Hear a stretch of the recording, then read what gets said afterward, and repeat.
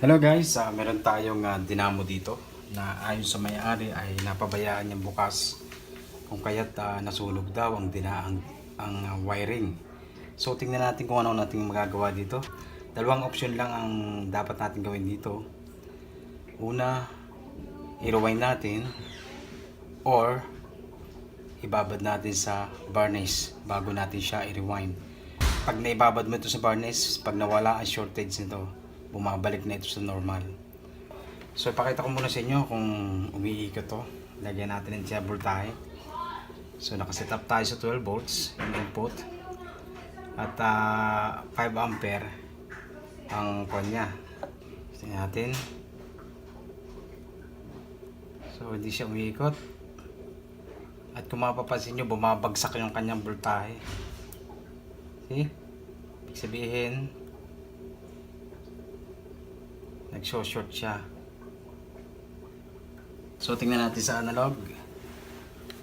Lagay natin sa times 1K. Ito. Okay. So nakaset up siya sa times 1K. Ito natin. Calibrate natin.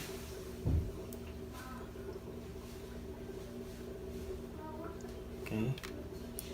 So ang gagawin nyo lang, mula dito sa pin ito, tapos lalagay nyo sa body. Dapat hindi siya gagalaw. Okay. So ibig sabihin hindi siya shortage. Sunog lang yung kanyang dinamo. Okay.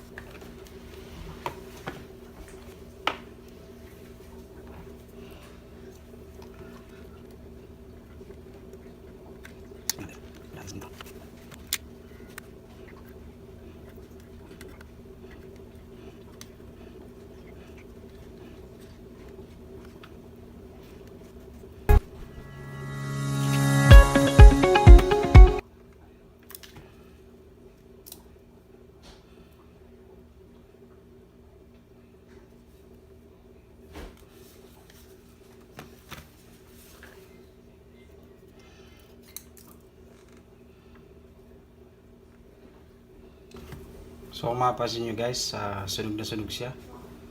At may putol pa siyang wire. Putol siya dito. Okay. So ito ang ating gagawa ng paraan. So yung carbon niya okay pa.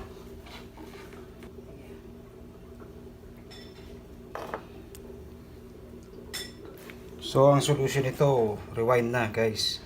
So para malaman nyo kung saan kayo mag-start ng pag-rewind, hanapin nyo yung double. Meron kasi dito double double wire. Yun ang una nyong hanapin. At doon kayo mag-start. Yun, nakita nyo yung double niyan, double wire. Diyan kayo mag-start ng pagtatanggal ng wire. At dyan din kayo, pag mag-rewind kayo, dyan din kayo magtatapos. Diyan kayo mag-start ng isa. Pagkatapos, dyan din magtatapos yung pangalawa. Okay? So, kung paano naman natin na ibubuka itong mga itong mga naghahawak sa wire. So, gumamit lang kayo ng itong mga manipis na ganito. Pero pwede rin kayong gumamit ng balisong or kutsilyo. Basta manipis lang yung kanyang pinaka talim para maisuksok nyo dito. So ganito lang yung gagawin nyo, katulad dito, itong ginamit ko. So ang gagawin nyo lang, lalagay nyo lang dito. Okay, natin.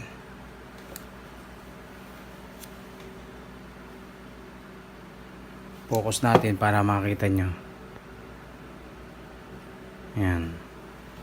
Okay. So ilalagay nyo lang siya dito. Tapos kung may maliit kayong martilyo, mas maganda. Tapos paluin nyo lang dito. Bubuka na yan.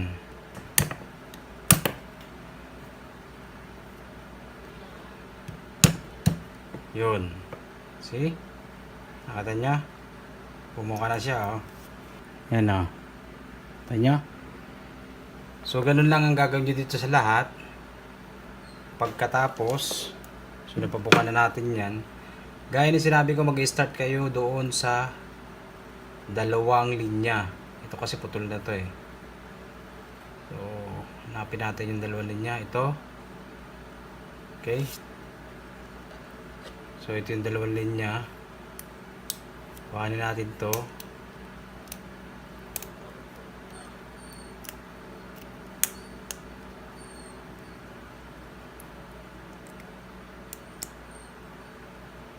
Dito kayo mag-i-start, dito rin kayo magtatapos. Okay? Ayan natin. Ayan.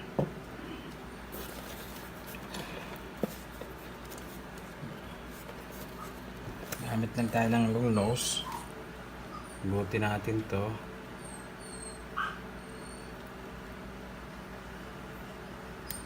Ayan. So, tinanggal ko yung isa.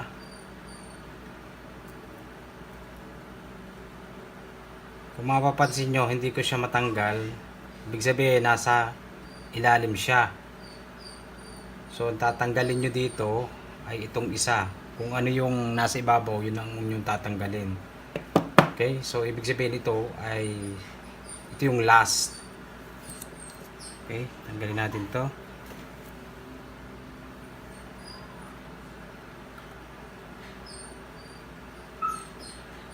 Ayan. Tingnan natin to. Ayan, nasa ibabaw ha. Kung mapapansin nyo, nasa ibabaw. Ito yung bibilangin natin ngayon. So, ito yung last nya. Ito yung una kong tinanggal. Bali, ito yung magiging first. Okay? Ito. Itong last ang magiging first. Itong first ang magiging last. Kita nyo? So, kukuha lang tayo ng pangmarka para malaman natin, matandaan natin kung ilan ang ikot ng bawat core na ito. Okay? So, ganito lang yung gawin nyo na porsyon. Tapos, mag-uumpisa na tayo magbilang. So, unahin natin yung isa. Mapansin nyo, mula sa number 1, umikot. Tapos pumunta sa number 2. So, yun. Tapos, pag-ikot, pumunta ulit sa number 1. So, doon tayo magsisimula ng pagbilang. Okay? Isa. Okay? Dalawa. Tatlo.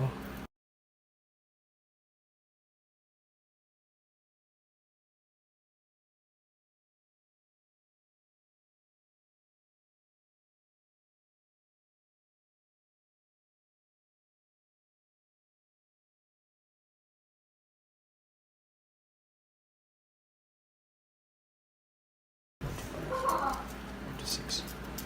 47. Okay. So, 47. Okay. Hanggang doon. Sa dulo niya. So, meron tayong 47. Okay. Tignan natin yun. 47. So, ito naman natin susunod. So, dito naman tayo sa isang ito. Iwanan natin to. Ito naman tayo sa 2 and 3. 2 and 3. Okay. Ito.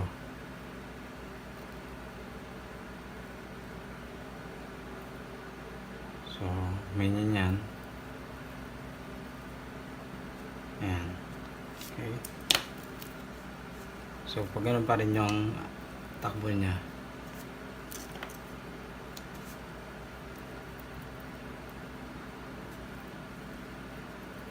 One, two, three.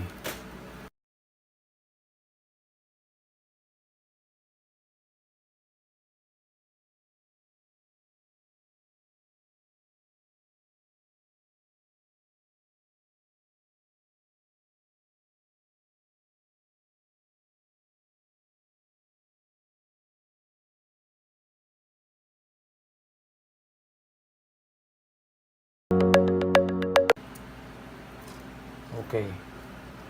So ito ang count natin 43.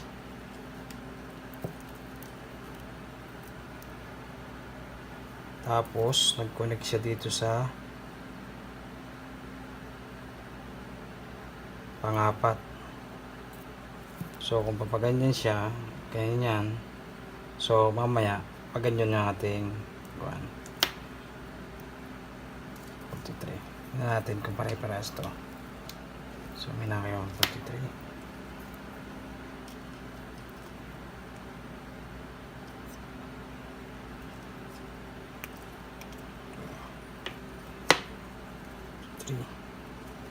So 3 and 4 naman. 3.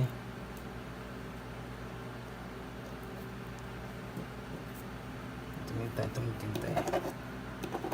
Hindi tuminta. 3 and 4. 3 and 4. Okay. Natin 1, 2, 3, 4.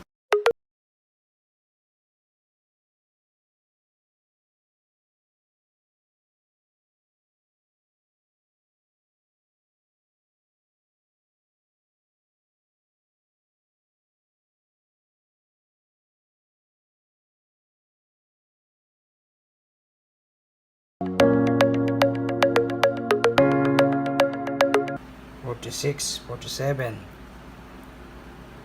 Okay. 47 to. So dito naman tayo sa 4 and 5.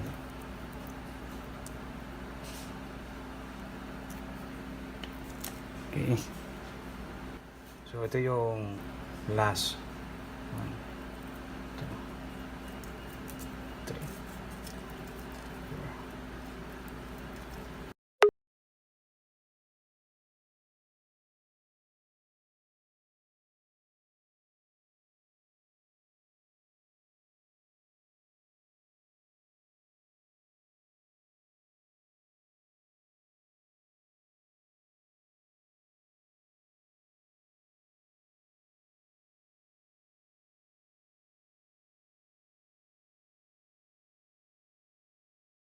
46. So lahat siguro to 46. Lagay natin to. So, gawin natin 46. 46. So ang last ay 5 to 1.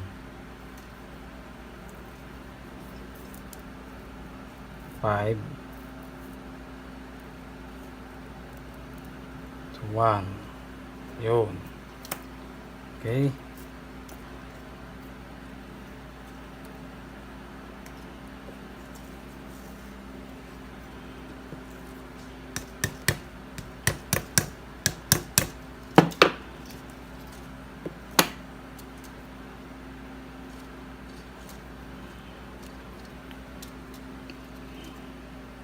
Yun. So, natin 1, 2, 3.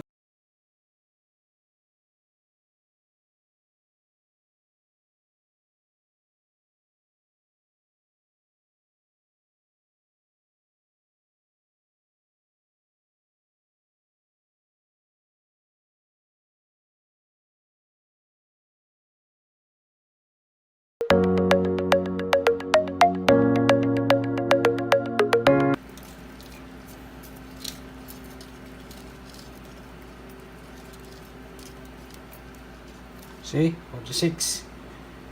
Doon nag-last sa number 1. Okay. Okay na. So, 46 din to. So, ibig sabihin lahat siya ay 46. Naputol na ito eh. Okay. So, sunod natin gagawin ay lilinisin natin to. Okay. So, pwede dito ang thinner or fluid.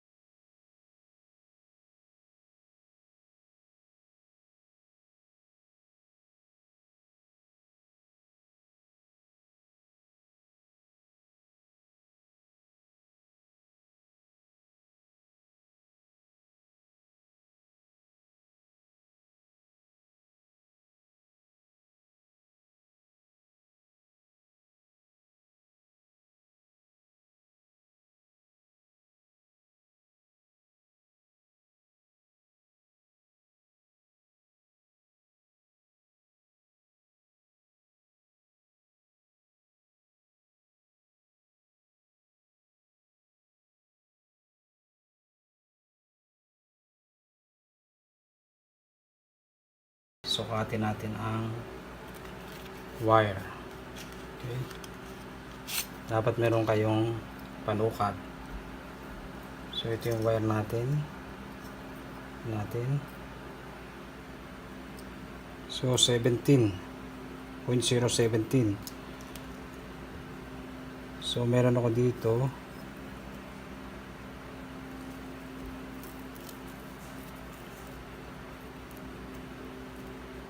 ito.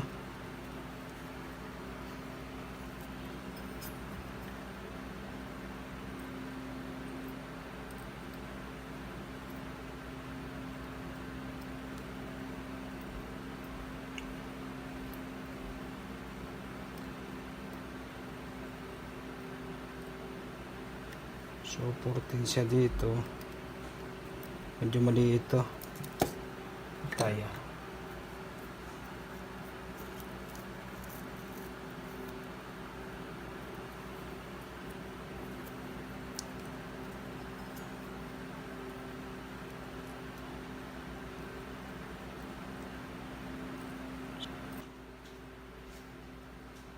(26)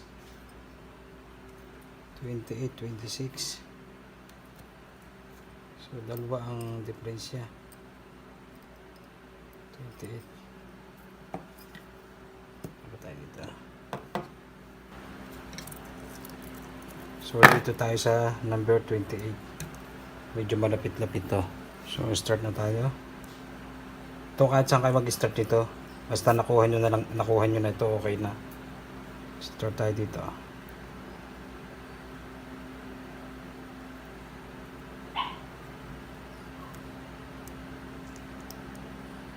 Okay.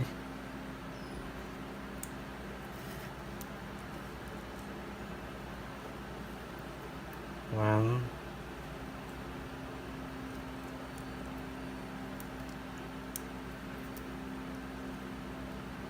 Two.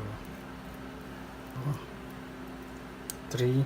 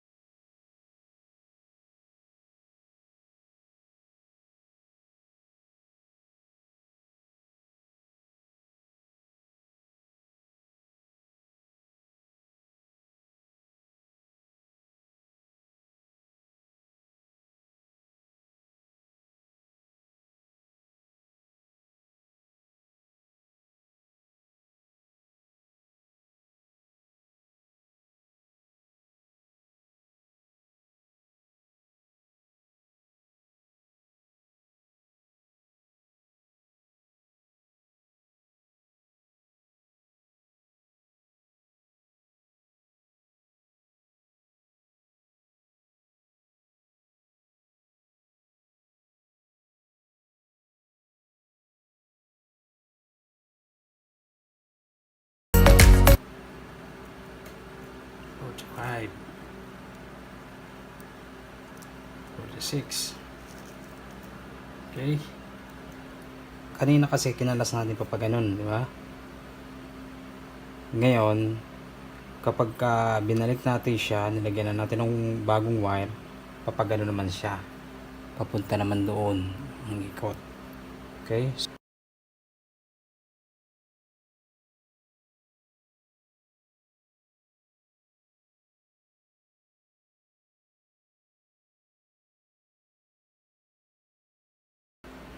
(46). Okay? So, dito na naman sa i-connect. Okay? Dito naman ang connect niya. Pero bago yan, talupan muna natin.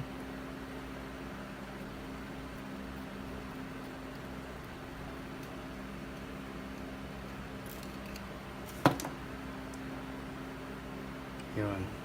Okay? So, doon naman ang connect niya. Tapos, dito naman. Okay? Papunta naman dito.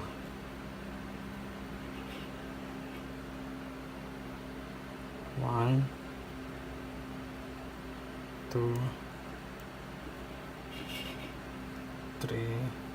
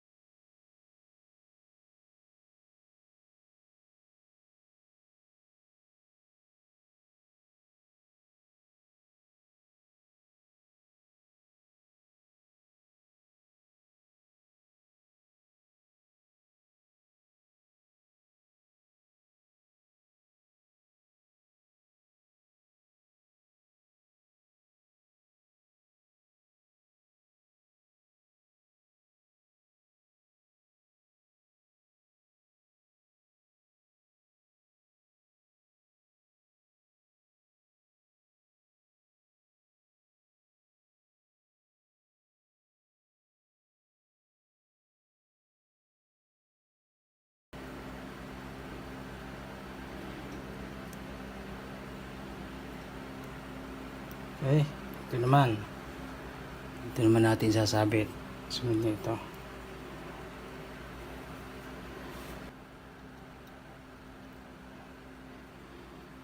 Okay. Ito naman. So, 1, 2, 3, 4. So, last na ito.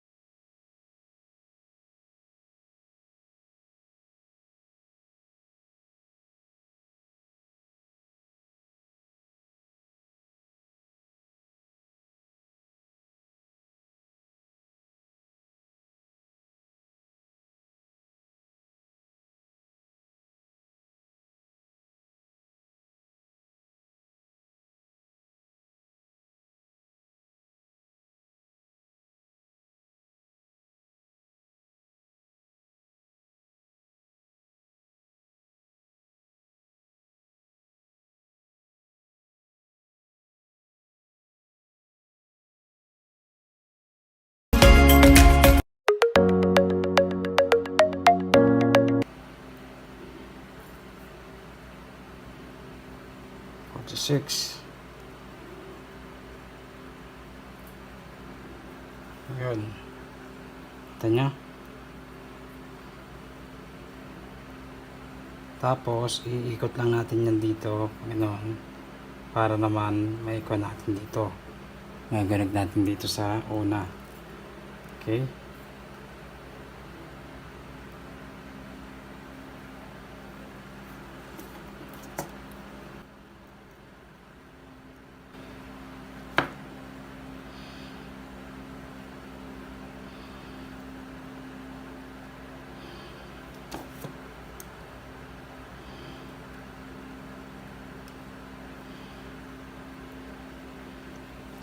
Yan.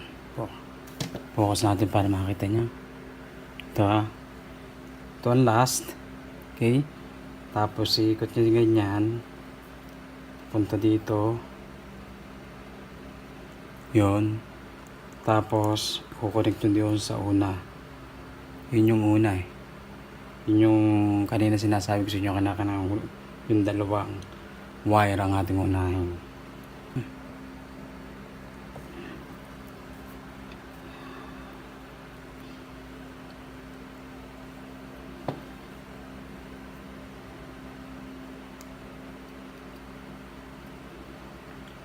So sinisigurado ko lang na talop na talop siya.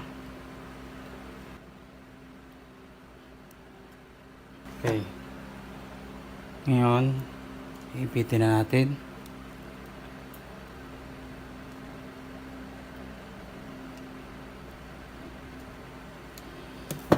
Tapos, testerin natin. Tingnan natin kung may connection siya sa lahat.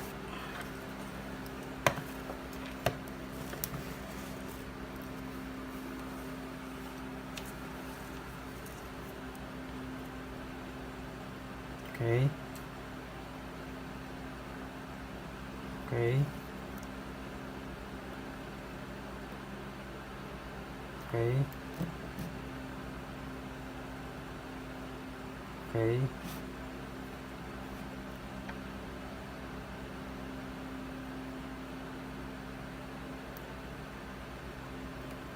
Okay. So, huwag natin to.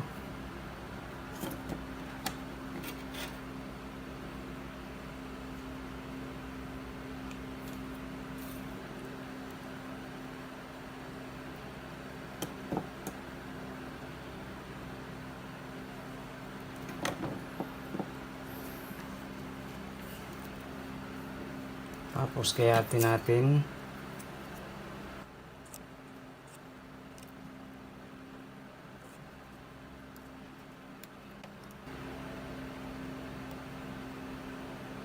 Okay, dos.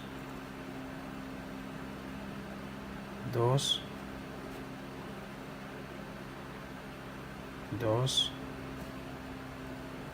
Okay. Yun. Okay. Zero siya dahil magdalawa siyang linya. Okay. Buka na natin. Ngayon na natin.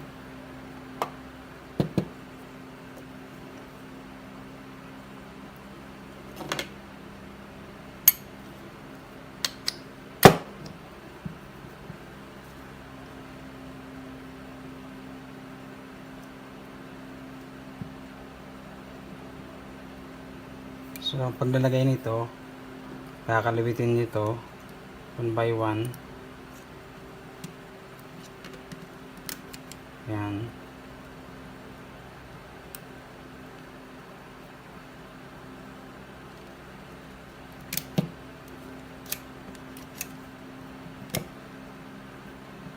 Yan. Okay. Parin natin.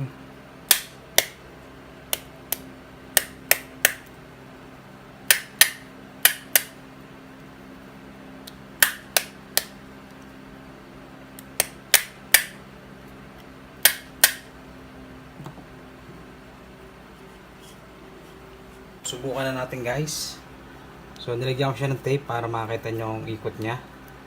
So sinet up ko lang siya ng 10 volts kasi mahina na yung battery ko.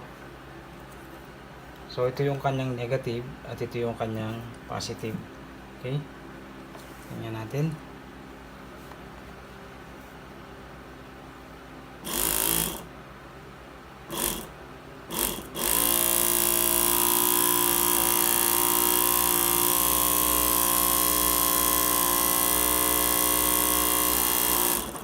Nakita nyo ang ikot?